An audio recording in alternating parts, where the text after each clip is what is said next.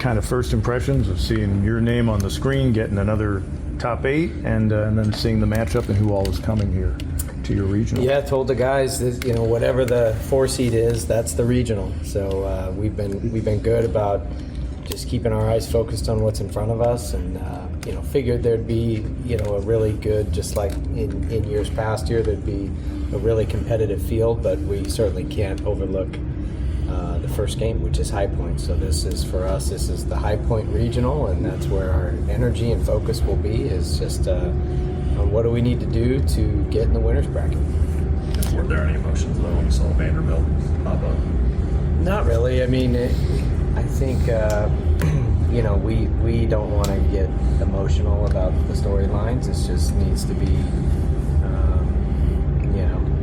just about the players. The players don't have those storylines. Only Coach Leggett and myself do. So doesn't seem like not the type of guy to ever want the attention on the coaches. Just make it about the kids. And so for that reason, since it is about the kids, then there's really no emotion. Just about execution. The guys who were on the roster last year, is there some benefit now, in a positive way, the pain they experienced at the regional last year? Can that be used in a positive way? 100%. Yeah, I mean, we label adversity as a good thing, and none more than the way last year ended after the way it was going prior to that. With a wind streak and going a million miles an hour, and then just kind of crash and burning all at once, and like a less than a 24-hour period. So the taste of that and the feeling of that has certainly fueled the returners on this team, and it's really it's been a chip on their shoulder. We noticed it in the fall, and it was not just in how they approached baseball, but how they approached everything. And they were just elite in a lot of areas, whether it was academics and shattering 2 GPA records the fall semester, spring semester, or their approach to training and games and everything. So I think that all stems from just knowing that the opportunity to get hot at the right time is earned. It's not given, and you got to earn it by doing all the little things the entire time, all along the way. And this group has. I don't want to dwell on Vandy and Coach Corbin. I know High Point is the focus for you right now, but Jimmy Overtoft was a freshman on that Michigan team, was he not, in the national championship? No, he was a freshman in 2020. Okay. But his first game of his career was against Vanderbilt out in Scottsdale at the MLB4 tournament.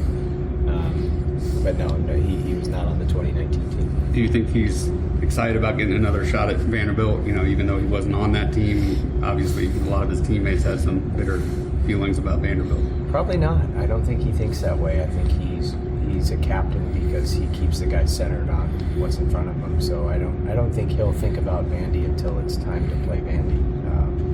Honestly, he may say something different, but knowing him, I think he'll be pretty locked in on what we need to do to get in the winner's bracket, and that's playing well against High Point. Do you know if you'll take the earlier or the later game Friday? That's what Hennessy and I were just talking about it. So we put in for the early game, but I don't think we have the choice. I think TV dictates that, so I guess we'll find out. But we did put in to have the early game. And then you'd mentioned keeping Aiden on that Saturday schedule. So do you know who would go Friday? Have you thought that far ahead? We have, but we're not ready to announce. How are you playing as a team? I mean, you're 41-14, really good record. But at this point, because again, you want to be playing your best at this time of the year. Guys are confident. Guys are really confident. We, obviously capitalize on the momentum we got from the walk-off win last game, and but overall, the guys are great. They're a low maintenance group. They're a lot of fun to be around, and they're excited about the next challenge. I know you guys aren't emotional about the matchup, the possible matchup, but you got to understand the fans' reaction to all of the storylines with Coach Leggett, Tim, and you, and Omaha. You guys have all experienced that. You can understand how they all probably be excited, right, about it. We just need the fans to show up and be loud. Let's just focus on that. They want to focus on something. even for the first game last year, obviously the Tennessee game had unbelievable electricity in the ballpark, but even the first game had electricity. I mean, that you think that jacks these guys up, and is it hard to kind of keep their feet on the ground, so to speak, because of the atmosphere? No, when the crowd is loud and they stand up and clap with 2 outs and 2 strikes, and they actually have synchronized chants and they cheer and they get into it, and they're actually an active participant in the game instead of a spectator, our guys absolutely feed off that. And that's what we need the crowd to do. We need DKS to be filled with 6,000 or 7,000 participants acting as if they're the 10th man on the field, not just showing up to watch a game. And if we can do that, wow, I can't wait to hear this place rocking. Coach, your bullpen has obviously has issues this season, and it's been kind of been closer by committee, which is usually not the case. But has Austin Gordon kind of grown into that role a little bit? See, everyone says that, but I think our bullpen's good. And yeah, Gordo's been awesome since he made the move to the pen. His numbers, I think, if you just look at his bullpen numbers, he's really good. So yeah, I mean, I like our bullpen. I like our options, and we've got some really good ones out there. So we'll try to, this time of year, you kind of have a pretty good sample size and a feel of who can do what, and then you'll need some outlier performances. Seeing what Jacob McGovern did, and Drew Titsworth, like those guys aren't freshmen anymore, so they're added bullpen pieces to the Lucas Malstats and the Reed Garrises of the world, and some other guys who have starter experience like Barlow and Gordon, doing what they're capable of doing back there. I actually really like our bullpen. I think our pitching, and specifically our bullpen, is really going to rise to the occasion. I guess in terms of, again, everything from last year helped build to this, but just having been in the environment once in postseason, do you think that's something that they've had, that experience will help them a second time through, having been in a regional and been, Yeah, I think experience is very valuable.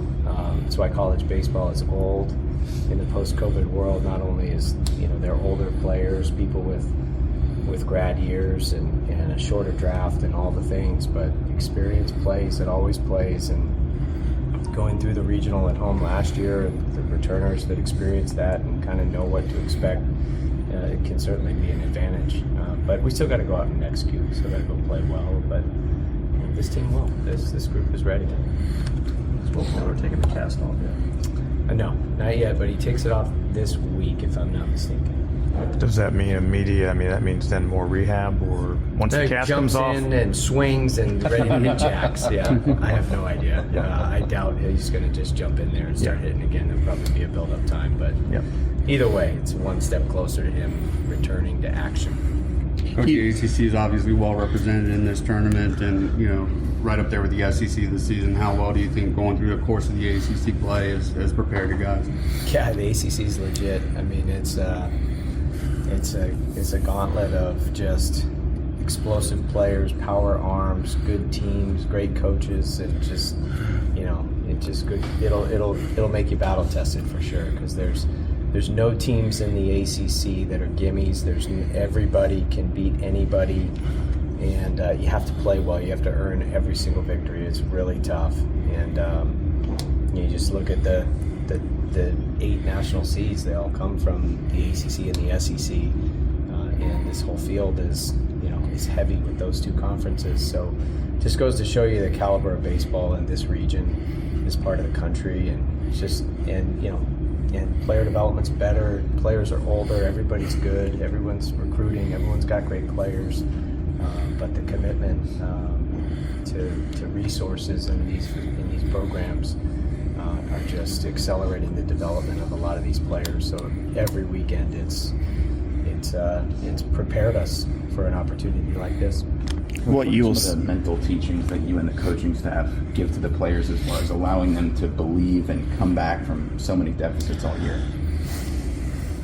I don't know if we have enough time to go over it, but it's just as a coach, you try to create an environment instead of talking about culture. Culture happens over a long period of time. The daily environment is what you try to create and shape, and inside of that environment is a training environment, is a classroom environment, and then you challenge them to push their limits so they there are no artificial limitations that they get them to believe that they can do things beyond what they thought were possible. And you do this in the off season, you do it in the preseason. It can be a physical thing or a mental thing or a combination of the two, but you do everything you can to train them to get ready to just achieve something beyond what they thought was possible. But then that doesn't guarantee that it's going to happen. You actually have to go do it when you face a deficit. Our guys have just done that.